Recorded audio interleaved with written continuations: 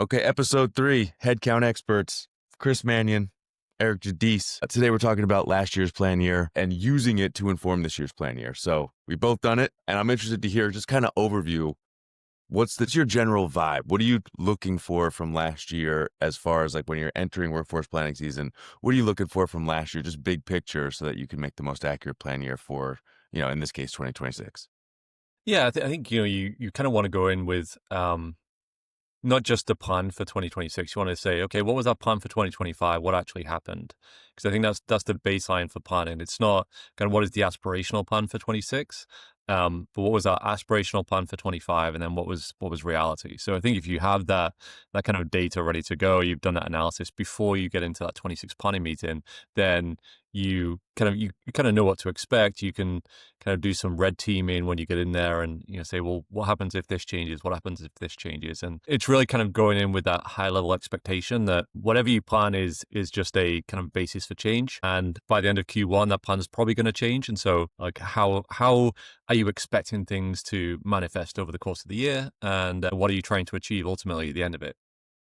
Yeah, I think a big thing for me going into the meeting is finding the allies from like executive peers. Like I think the planning process it's some people's full job is to create a plan. So they are, I want to say, biased towards saying like this is the correct plan, but the real life outcomes are that the plans change. And so finding people who understand that helps you kind of navigate what I call like assumption accuracy, right? So like if you, for every 100 recs that you think are going to happen in a given year, a different amount will happen. If you do 100, Mhm. congratulations, you're the exception to the rule, but a different amount will happen. And so what I'm looking for is the folks who understand what this variance looks like. The most simple, obviously, is an attrition, but people can change their minds and split roles. People can change compensation, change titles, change levels. And so all those variances create different demands on different teams, whether it's the org structure of the HR team,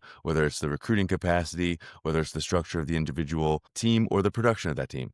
And so, finding that person who's going to be my ally in those changes is starting to build my my credibility in the meeting for how I establish the boundaries for what's possible for the next year. And so there's a couple of things I look at that I want to get into, but what are the key things that you're looking at from 2025 to kind of inform your 2026? Like, what do you look for? Yeah, I think I like that ally framework. I think that's probably a little bit more qualitative compared to just going straight for the data. But I think understanding from those allies and even those who are in the room, maybe for the first time, helping them to understand like what was the expectation for the previous year? What was the plan when we did the 2025 headcount plan season? What happened in Q1, Q2 that changed that plan? And then how did we respond? Like what were the big events over the course of that year? What were the highs and lows? And how could we predict that was going to happen ahead of time if we were to go back 12 months? And then using that, what does 2026 look like? What are the potential issues that we're going to face? And then how could we potentially predict not when they're going to happen, but what should our response be? And how can we adapt the plan and make sure that we have all the right kind of structures in place in order to not come to kind of last minute kind of swinging of the levers to change the plan on the fly, but to actually bake in some scenarios, some assumptions so that we maintain that agility and we're not kind of left doing an emergency plan at the end of Q2 because all of a sudden, budget has come in well above expectation, and now our board's asking why we're overspending. What are we going to do about it? And we have to make drastic changes to the organization, which affects the business.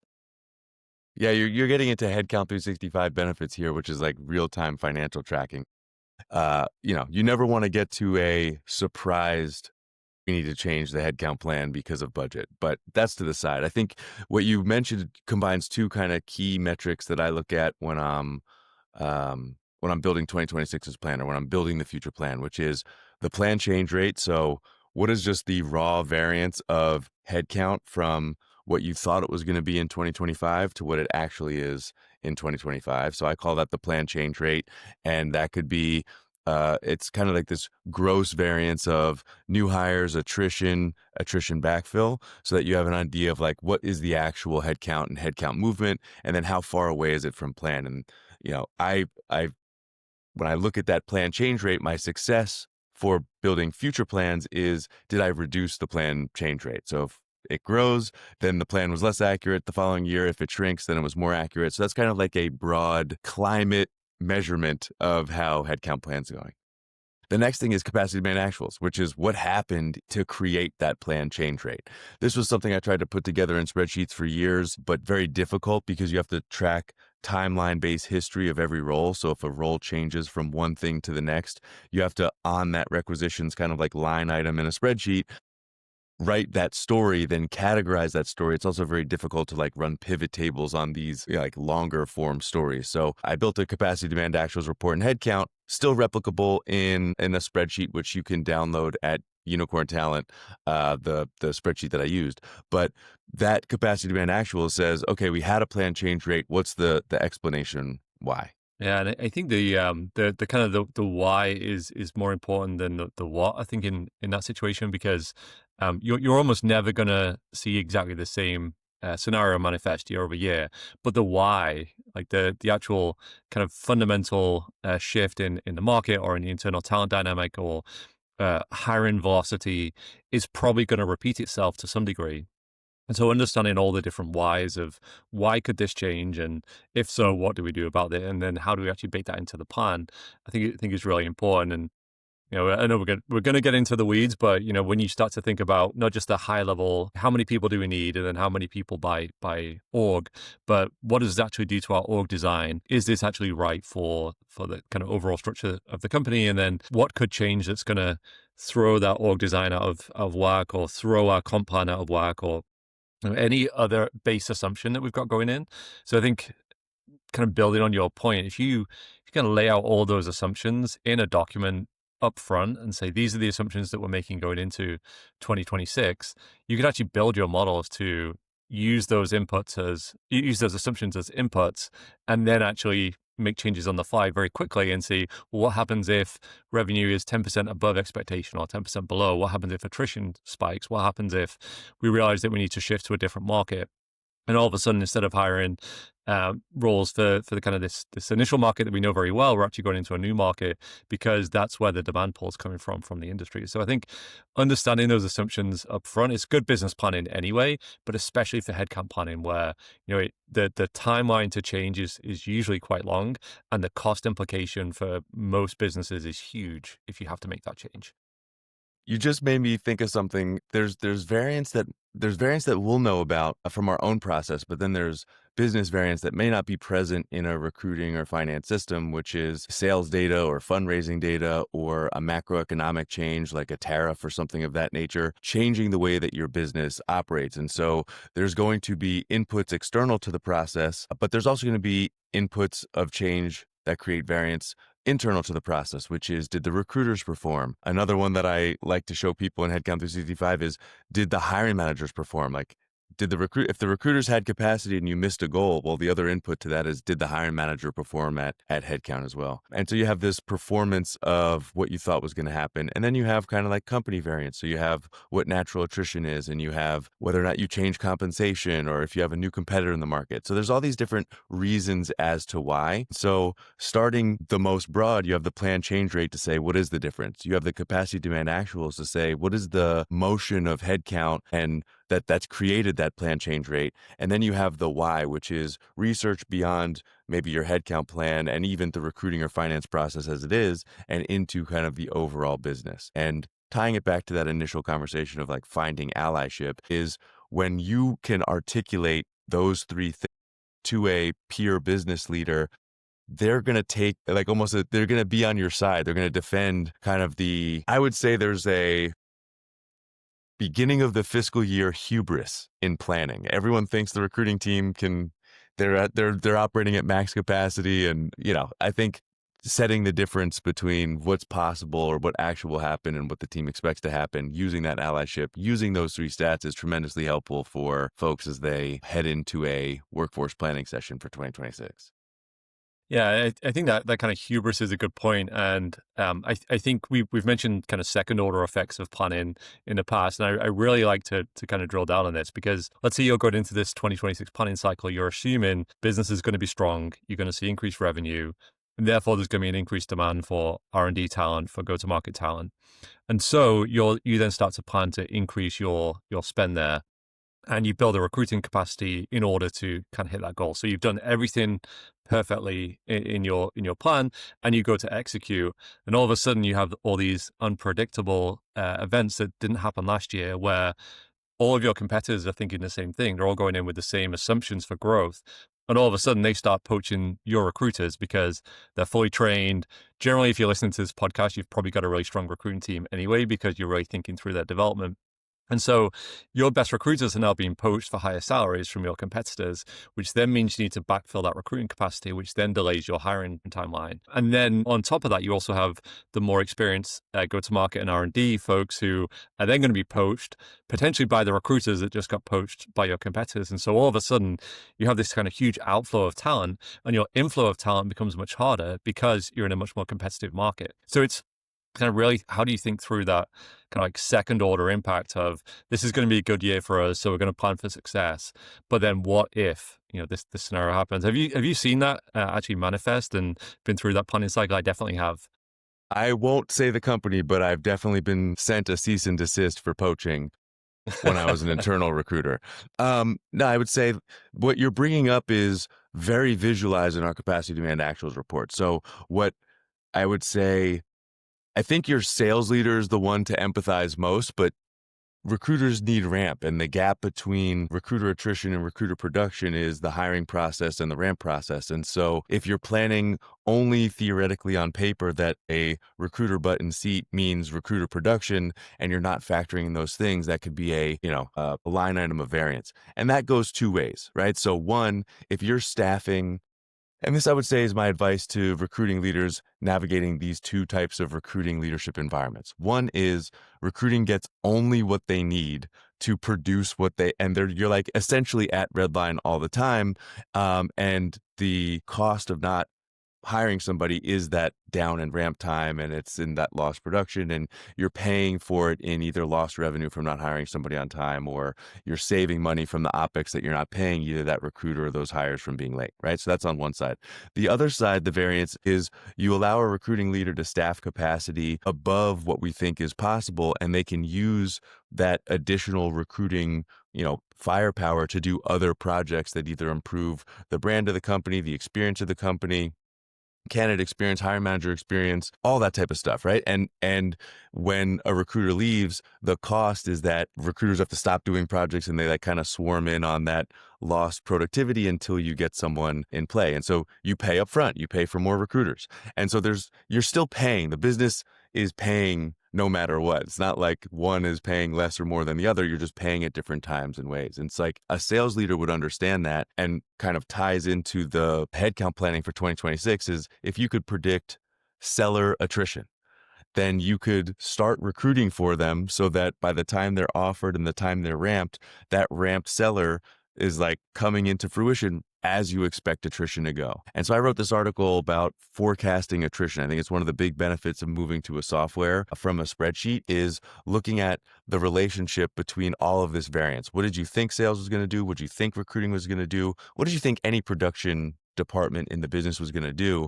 How did attrition impact it? How predictable is that attrition based on HRIS data or other information that you're able to port into one system? And then can you draw this regression line between all of that attrition to predict when you need replacement production so that you're not always kind of like trying to fill in for those valleys? And so that's kind of like core variance that I look for in 2025 for 2026 is attrition and attrition's impact on production and revenue.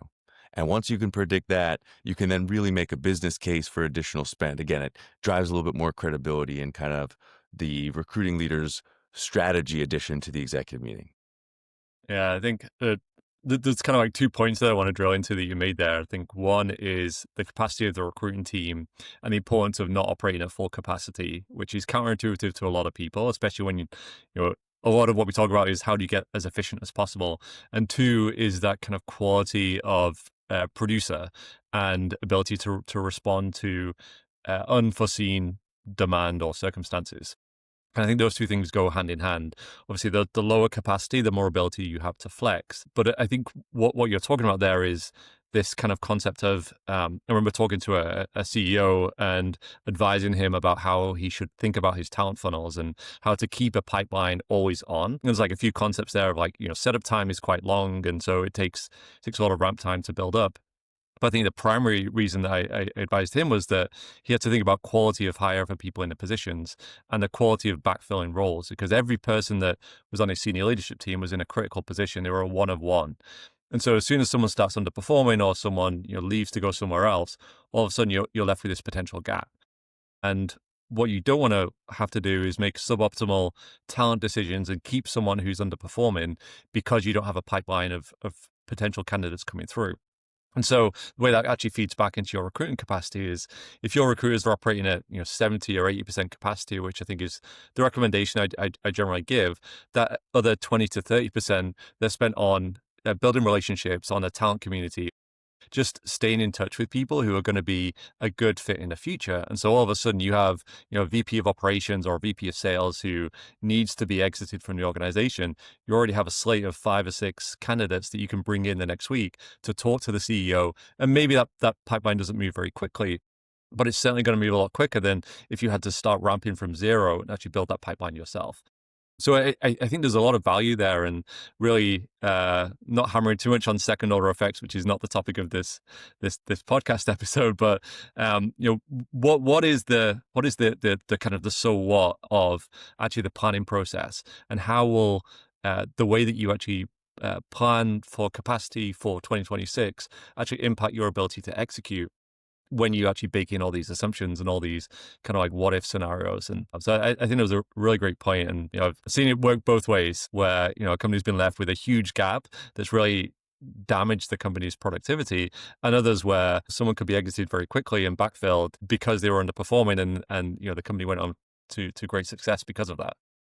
Yeah, I think we're going to go into a deep dive of capacity later on in the season, but the points that you're making are the second order of, well, how accurate is the plan that we create, and what is the predicted variance, and then how do I build a staff that can handle that predicted variance? Because for us, we call it variance, but it's actually just what's going to happen, right? So if for every 100 hires you make 120, and you've done that for the last 2-3 years, you need to staff to 120, even if the plan is only 100. Your job as a recruiting leader is to convince people why you need to staff for those additional 20, why uh, you know why you need to staff for those additional 20 versus leaving your team as is and potentially balancing that cost risk of replacing a recruiter or not. So it's all important. It's all connected. It's all tied together.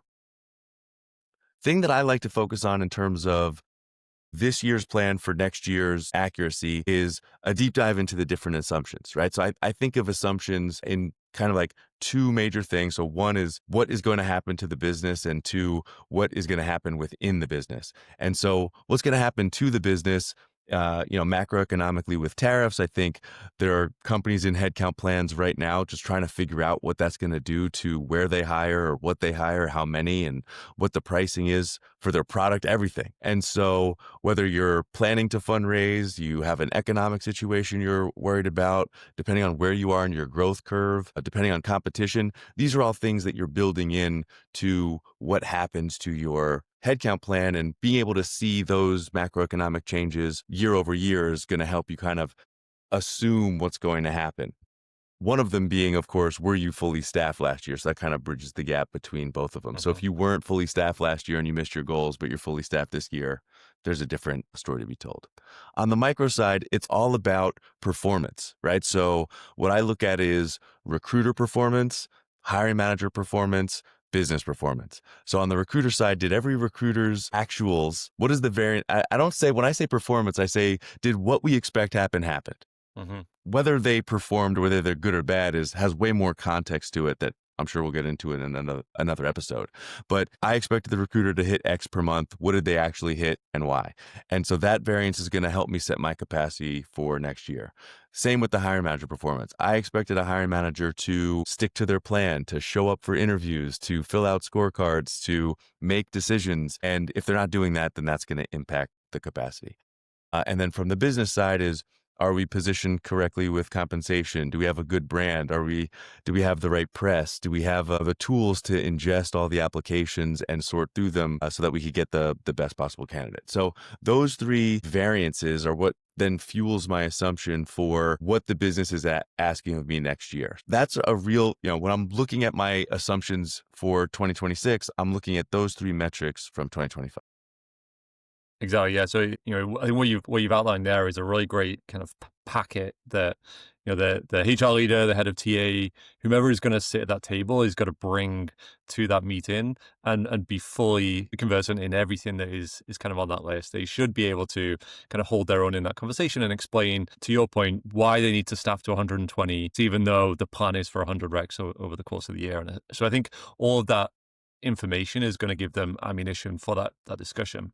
I'd say kind of building on that point as well. It's kind of this concept of how we used to plan in the military, where you have an expectation going into a certain kind of planning horizon that this is what we expect to happen, and you can red team and you can come up with alternative scenarios all you like, but you're never going to be accurately able to predict what's really going to happen. And so what you can start to think through is, okay, well, what situations do we know that we're going to have more information to make a better decision about this? And so you're not locking in that 2026 plan, in December 31st, and then you just execute that plan over the year until you realize something's wrong.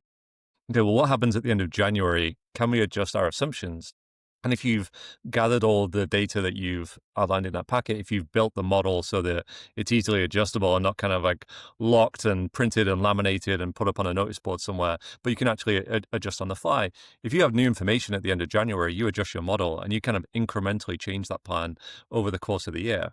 And when you're planning to things like recruiting capacity, you can know then, well, we're pretty sure that we're going to need this many hires, and so let's staff to this level, knowing that it takes this long to build a recruiting team. So we're going to be at capacity by April 1st. And then if things change and we need to hire more recruiters for the second half of the year, then we'll increase. Or if attrition spikes, or if attrition is lower than expected, then we can kind of make these tweaks. And you're kind of adjusting the plan on the fly, but not kind of locking it in on the last day of the last fiscal year.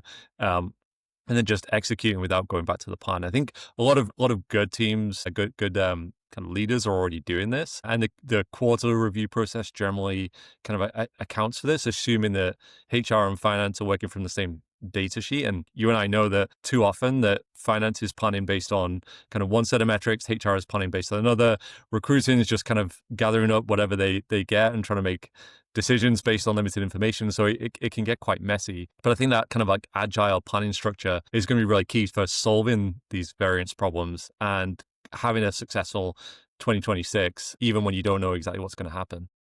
You just I just like had an epiphany when you're talking on the finance side, right? Like so I did a podcast yesterday with Jim Miller. He's the head of talent at Ashby, and he had a resume writing tip that's like, define X to, what impact Y to what magnitude Z. And so I think that actually applies to the headcount process, or this process of getting 2025's data into 2026, because one, we're going to facilitate this information to this team, but executives seldom want to get into the details. So what we need to do is we need to say this happened X to this impact Y at this magnitude. So when we look at the plan change rate, or we look at recruiting capacity versus demand, we can say we did or we didn't have enough capacity, and that's the first part of the problem. But you're not getting hired at Ashby if you only bring what I did. Everyone says that anyone could Mhm. bring that information. You're not differentiating yourself as a recruiting leader. So to differentiate yourself as a recruiting leader with data in the headcount process is you take this information and you say, this is what happened. This is the impact of what happened, and this is the magnitude of what happened. So, for example, we didn't have enough recruiting capacity, therefore, we didn't hire sales to the plan, therefore, we missed revenue by XYZ. And that story allows executives to focus on, how do I then mitigate this impact to then get a better result. So if you missed $1 million in revenue and a new recruiter who could fill that job is 100K, then you've essentially saved $900,000 next year in lost revenue by just investing in the recruiting team. And so by using the XYZ methodology, you're able to take all of these things that we're talking about today and say, this is what happened, this is why it matters, this is the cost. And I think that unlocks a little bit of credibility in the planning process so that you can advocate for the best recruiting team. And if you don't get the recruiting team, you can advocate for more participation, better hiring manager scores, more efficient processes. You maybe invest in a tool, whatever it takes. You now have this context to say, well, do you still want to lose $1 million on lost revenue, or can I make some suggestions for solutions rather than hoping that they make that connection and give you those dollars for 2026? Yeah, I think it's a really strong point on ensuring that the TA leader understands the unit economics of the impact to what they're doing to the business. And say like unit economics, it's like the actual impact that one recruiter would have on the overall performance of the business. And I think revenue to kind of recruiting capacity is one of the cleanest links, because then you can really tie it to, okay, we missed revenue targets by $1 million, and the CRO is saying that's because we didn't have enough sales reps because recruiting underperformed, but we didn't have enough recruiters in order to deliver the capacity. And so had we hired two more recruiters at a cost of 200,000, we would have closed that $1 million gap, because we would have hired them in this quarter had we known that this plan was going to change.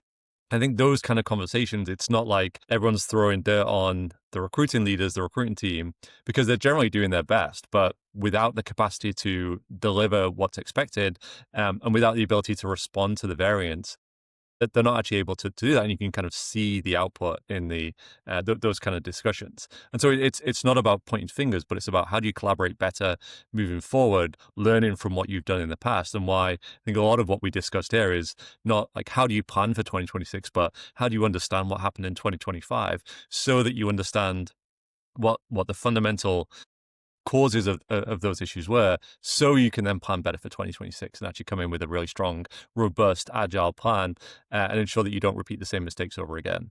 And that's incumbent on the TA leader to be able to deliver that kind of clear, crisp discussion with data to back up what they're saying. Yeah, you bring up a great point that I don't think is talked about enough is in these meetings, the kids are saying the recruiting leaders catch strays. What that means is, you're planning and you're trying to figure out what 2026 is, but all of a sudden you have to now defend yourself for 2025 performance because that sales leader brought it up at the time, right? And I think it's natural for everybody to assume that the bottom of the funnel, whether it's recruiting, production, sales, engineers, right, and code, the bottom of the funnel increases when you add to the top of the funnel. So more engineers, more code, more sellers, more revenue, more recruiters, more hires.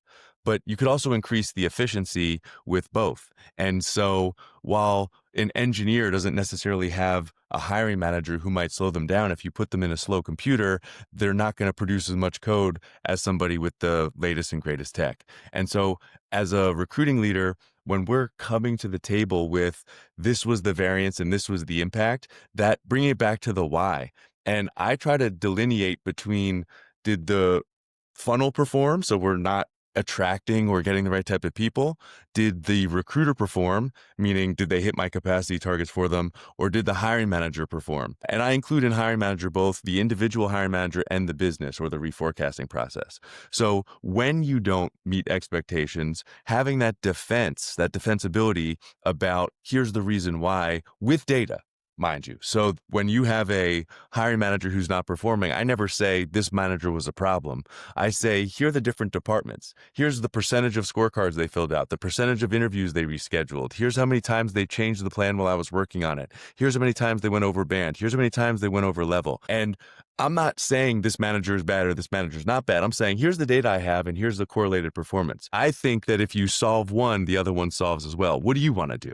And it's a collaborative effort that has nothing really to do with recruiter performance outside of like, yeah, I can go and ask a recruiter to be a better talent partner to motivate those types of things. But at the end of the day, I'm trying to drive accountability to the executive to recognize that they have an equal input into the success of hiring as the recruiter does, just like that computer's processing power has as much of an output impact on an engineer's output as the number of engineers does. So that, I think, is when you're looking at what data can help me from 2025 into 2026, you have data that's going to help you forecast the plan. You're going to have data that's going to help you staff your team. You have data that's going to help you defend the performance that you've done today. And you're hopefully not navigating that all in a singular conversation, but that's the preparation that you need to go into these meetings with, because we're under that level of fire. We have too much impact as a recruiting team on the business, the financials, to not have everyone's attention, especially during this time of, like,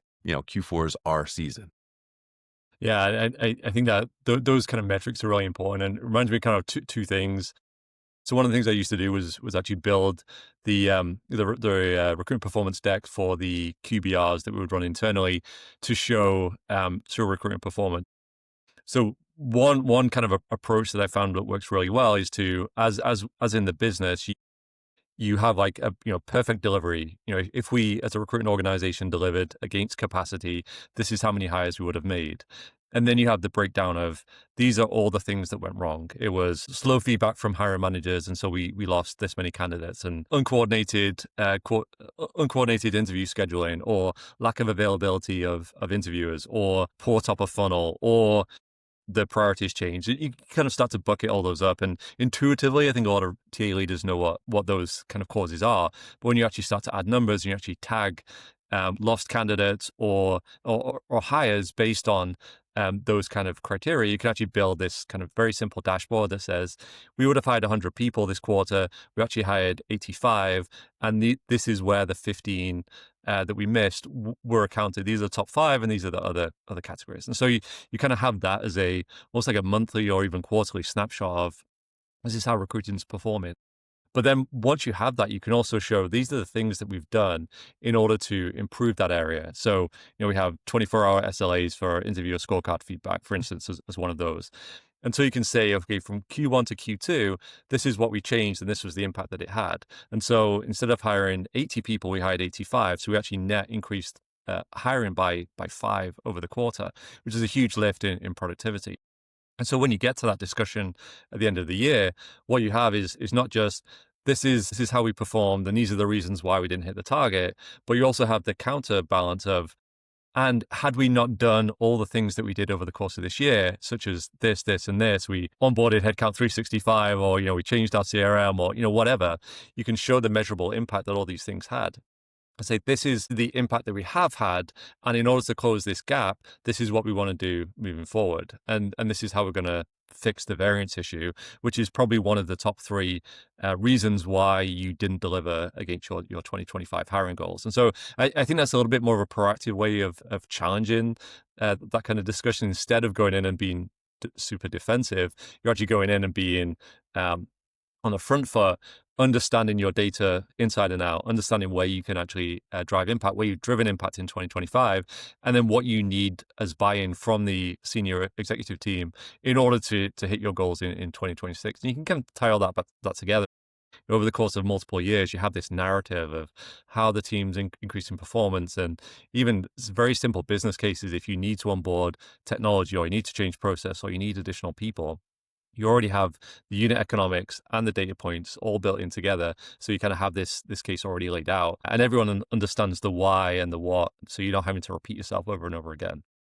I would also bet that is sage advice for recruiting leaders who are getting promoted or in the process of getting promoted or looking to get promoted, is creating that narrative. So the data does go both ways, and being able to articulate and gain credibility using this kind of information from these different sources, I would assume is directly correlated to the number of promotions that you get as well. But as you're saying that, I think would be interesting to kind of lay out is like what data is unique for the headcount planning or workforce planning process from the headcount system rather than from a HRIS or ATS, right? And so the way I view it, and I want to hear your thoughts as well, is the ATS is the funnel, and there's the hiring activities, the conversion rates, time, scorecard completion rate, interview reschedules, depending on how you track that information. And it's a lot of the offer information relative to what was already in the ATS. And so curious to hear what you pull out of the ATS today, but like those are the data points that I'm pulling out of the ATS, and I'm using those as context to explain the recruiting activity, the hiring manager activity, and it's like the context of production. What do you pull from the ATS? Did I miss anything? Anything you pull from the ATS I'm not thinking of, or like what are the recruiting leaders pulling out of the ATS that for 2026 that they should? Yeah, I think it can really vary depending on the types of roles that you're recruiting for, the kind of goals of the business. Obviously, frontline warehousing roles are going to be measured very differently from exec roles, and so I think understanding the kind of metrics as they apply. I had one recruiting leader who used to tell me that when she was given metrics, because her team handled so many different types of roles, it was essentially everything was going into a washing machine, and she couldn't do anything with the metrics that were coming out. It's important to like segment the metrics to show time, cost, quality of hire by vertical and by level, and so you're not kind of intermingling uh, uh, different data points and not getting kind of clear actionable output that's actually going to enable you to improve the quality of the recruiting process, because you could see time to hire has gone down and cost per hire has gone down, but if you shifted your focus away from senior hiring to junior hiring and you're hiring a lot of entry level sales roles which have a very very fast time to fill, then you're going to see very different metrics if than if the kind of strategy was something very different. I think that's where understanding the scenarios and the kind of like, we did this and this is what happened. Had we done this, this is what would have happened. I think is going to be really important to kind of as like a strategic way to think about building that narrative. So then when you're actually going into the ATS, you can say, okay, well, let's not just pull all the data out as it's listed in the ATS, because generally I haven't seen analytics in an ATS that I've been able to use accurately. You kind of do want to pull them out and parse out the different fields, but you want to create those definitions yourself. So I think it's time and stage to understand how people are moving through your funnel. I think it's top of funnel to bottom of funnel metrics. So how many people do I need at recruiter screen in order to get the kind of higher at the bottom, and that's going to help you plan for next year. And actually, I really like that approach, because then you can see if you have the talent density in the areas that you're focused in order to even hit the goals, assuming that you're in an organization that's growing. Then you're looking at conversion rates between stages in the funnel. And this helps you to kind of build this kind of predictive view of like unit economics for each hire. What does the activity need to be? And then how do I build the recruiting capacity model based on that, knowing that it takes longer to hire an engineer than it does to hire someone from campus.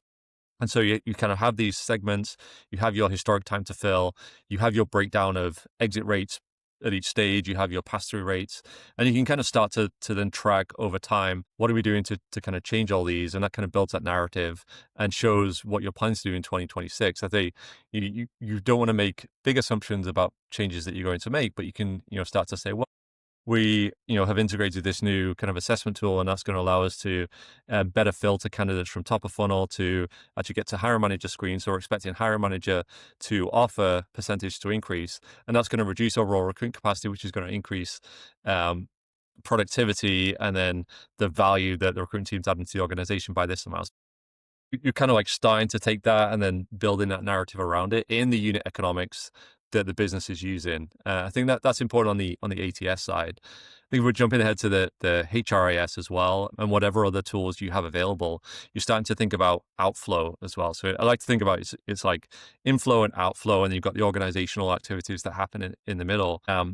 And you kind of want to balance the kind of supply and demand. And the demand is coming based on exits and growth of the middle part, and you've got to make sure your kind of inflow of supply is actually going to keep up with that demand. And so when you're looking at HRIS, you're looking at things like kind of time in role to understand what is the average time in role, what is attrition rate based on time in role, attrition rate by level, by function, by geography, and you can actually start to come up with some high level assumptions of where you think you're going to see gaps in the organization, where you're seeing maybe high performers who've been in role for a long time but have not been identified for an internal move or a promotion, to actually start having those kind of conversations early and bake those into the planning assumptions. So if in one of the planning assumptions the suggestion comes up that, hey, we need a new team, we're going to need a leader to kind of build this team out, you already have that short list of names of people who are potentially going to be looking for new roles come the end of bonus season, and you can actually get ahead of that and actually set them up for success in 2026. And that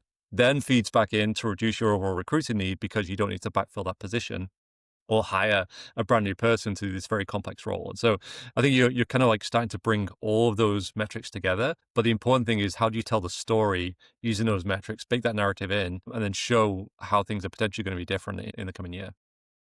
Through your funnel conversion example, you just kind of not only tied everything together that we've been talking about, but you brought up another great point, which is the importance of tracking year over year data. So if you're measuring your funnel conversion rate and you think a tool is going to help you navigate the top of funnel more efficiently, then you're creating an assumption on either how many recruiters you need or how many applications you could process, which you'll then need to answer for the following year. So you're going to make an assumption based on your recruiting capacity plus tool versus recruiting capacity alone on the funnel pass-through rate. And then next year, your foot will be to the fire trying to say whether or not that was true or not. And then you could make, you can have that as kind of like your assumption accuracy or your success metric there.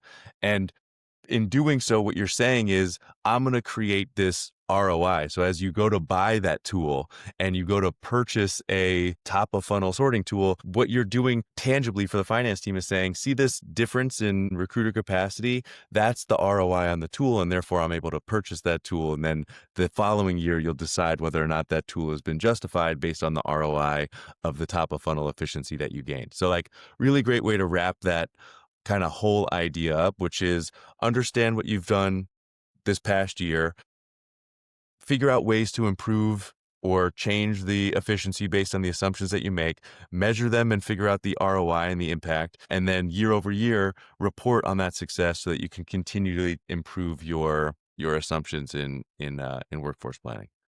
I really like that. I think the last thing I want to cover for this kind of episode is what's unique from headcount data. So I know a lot of our customers previously have been on spreadsheets before. They're using workaround tools like that enhance spreadsheets, or like a Asana or a Monday or a Notion or a Substack. What headcount data? What comes from the headcount plan? What's important to that you can't really produce from the ATS or from the HRIS, in your opinion? So like, what are you showing people from the headcount data that's brand new to, workforce planning or headcount planning, that's just either impossible or extremely difficult to pull from the existing systems? So one of the things that a lot of CHROs, CFOs realize is when their headcount has gone well over budget, that there's something wrong in the system, something wrong in the data. And it's not because one person has been doing their job incorrectly. It's that marrying of the systems together. So you have the finance system, you have the HRIS, you have the ATS, and pretty much everywhere I've worked, have had a separate requisition tracking system as well. And so within each of these systems, you actually have different ways to actually link the data, and quite often they don't talk to each other. There's probably an employee ID in the finance system that doesn't match the employee ID in HRIS, which doesn't match the candidate ID in the ATS, which doesn't match the rec ID in the kind of custom requisition tracking system that you built out. And so when you're actually starting to try and tie everything together, you're seeing differentials between a kind of compensation assumptions, comp offered, comp authorized, and comp of the person that they're backfilling. And so that is, I think, where finance is going to focus. But even just thinking of kind of leveling and the way that the role is spec'd, and the way that we're tracking, like, how do you actually measure time to hire? Is it from when you open the rec to when the candidate was closed? Is it when they actually were in the seat? Is it when they're actually fully ramped? And finance cares, like, when does the cost actually hit our P&L? Whereas for recruiting, you're actually going to measure that from when the rec's closed in your ATS, but the requisition might not be closed in the requisition tracker until that person's actually like in the seat and they've not reneged on their offer one day before they joined, which I've seen probably a dozen times. So I think the main difference is the kind of assumptions between like cost and date, which is going to drastically affect your cost per hire, your time to hire. And then if you actually want to look at quality over time, if you're trying to improve the quality of hire, you want to decrease 90-day attrition, or you want to increase first year performance, you actually really need to draw a line between when that person's latest performance review and all the way back to the top of the funnel, and even back to when the requisition was scoped. to understand, did we actually scope this correctly? Then did we get the right people in the top of the funnel? Then did we actually move people through in a way that we actually bubbled the top people to the surface and then interviewed them fairly and had a solid assessment so that we made a good hiring decision at the bottom of the funnel and then got that person into role. It's not just, did this person join and were they a good fit? And if not, is that actually the hiring manager's fault? But how do you actually group all of those things together to give that holistic picture? And I'd say no system that exists inside an organization right now, from HRIS or ATS, is going to do that for you. You really need to link all that data together in order to get that holistic picture. Yeah, I totally agree. Think for when we're selling Headcount 365, we talk about context. So every individual thing makes sense isolated. So if I want to if I want to make an offer and I need somebody right now, I'm going to go over band. But how many times did I go over band? Who's doing that? And what's its impact on the budget? What does that do to our funnel conversion rates? So the idea that I can track every requisition's intended initial state and any change from it before it goes into the ATS, when it's in the ATS, when that person's employed, is adding context to the conversation of workforce planning and headcount planning. And so you're getting this additional data set that says, what did the requisition intend? And then what actually happened? And within all that are a group of specifics is like level changes, start date changes, salary changes. This is how many of those recs were assigned to a recruiter versus what they actually produce. It's the changes that happen to those requisitions and what is the implication of that change, right? A change that happens before recruiting starts working on it is less impactful to the recruiting process than one that's while they're working on it. And a compensation change or a level change is way more predictable for the HR team before the offer than I need this person right now, so I have to up level them or we're going to lose them or else we're going to fail as a business, right? So the ATS will show you individual requisition stories. The headcount plan tells you the group of requisition story in the context of how they got there. And so it's this added data set that I think improves the workforce planning and headcount planning process subjectively, but objectively what I've seen is my assumptions vary less year over year. My plan change rate is reducing year over year. And the, let's call it recruiting sentiment or the NPS of hiring managers' perception of the recruiting team is improving because we now have data to communicate what was supposed to happen versus what actually did and why. And to me, the headcount plan, if you're relying on a spreadsheet to do all of that information, then you just have a lot of manual work to do, right? I started my career building this process in a spreadsheet and trying to track all of this different information. It's just very difficult to update all the time. And there's just some metrics in there that are very, very difficult to track, like what happened to a requisition over time or what's going on with the individual position. So I think there's a lot of benefits in adding the headcount data set to the workforce planning process. I think if I had to summarize this podcast, right, I think when you're coming from 2025 into 2026, you need to know what happened and how has it changed from your original plan. You need to know why. You need to know what its impact was. That needs to happen at the aggregate so you can have a general conversation about recruiting to the entire executive team, but you also need to helicopter that all the way down to an individual department, cost center, or requisition so that as you're defending or promoting your position, you have this data set to help support what it is that you're doing. Right on. Nothing more to add. I think that kind of hits everything. Yeah, I think, look, variance to me is the storyteller. Anything that happens, this is like life lessons that I've learned, right? Like all of my happiness or unhappiness comes from something I thought was going to happen and then something different happened. So that either made like I thought I was going to win the lottery and I did not win the lottery. You know what I mean? So there's a lot of stories to be told. And so by not tracking that variance and then not tracking it year over year to see what it does over time, you're just going to start every workforce plan from scratch. So without year over year headcount data to inform kind of the trajectory of different assumptions or the relationship between the business's recruiting capacity versus demand over time, you're going to start every plan year from number. It's like, I saw someone on chat. If you don't set up a project in ChatGPT with rules and references, then you start every new chat from scratch. So like add your rules, add your references, get smarter, and your workforce plans will be more accurate. Your finance team will be more on budget. You'll unlock more dollars for recruiting, and generally you'll create a process that is accepted by the business, both objectively in its performance and subjectively with the feedback that you get from your team. And I think a lot of historically have relied on that one person who has that corporate knowledge from the last decade of planning cycles. But with high turnover, with newer companies, that's just not possible. And so you need that data to drive that decision. And so getting out spreadsheets is going to be kind of job number one, because compiling 12 months of spreadsheet data and then trying to infer a pattern from that, it's going to take one person a long time. And who has the time to do that if you're already executing at a high level? Yeah. And shout out to the forward thinkers who reach out to us because they have one person who does it all and they do realize this single failure point is very risky. Well, look, another fantastic episode, probably the best one we've ever recorded, a 3 for 3. But we'll be back next week with some more. And this is always a great conversation. I'll put a link into the description below for folks to participate. If you want to join us on the podcast, I'd love to have other guests on. But until episode 4, have a great week.